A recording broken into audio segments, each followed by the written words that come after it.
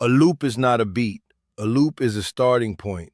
A beat is an arranged composition, a complete musical experience with a beginning, middle, and end. Here's the template. Start with a 4-bar intro, stripped back, minimal, just enough to establish the energy. Then a 16-bar verse, full beat but restrained, leave space for the artist. An 8-bar hook, maximum energy, your best melodic moment, everything hitting hardest. A 4 to 8 bar bridge, drop elements, create contrast, reset the energy for the final push. Then your final hook with added layers for the emotional peak, and a clean outro. Total length, 3 to 3.5 minutes. Within that structure, use automation and layering to create movement. Add a new element at the hook, remove something at the bridge. Every addition and subtraction creates contrast.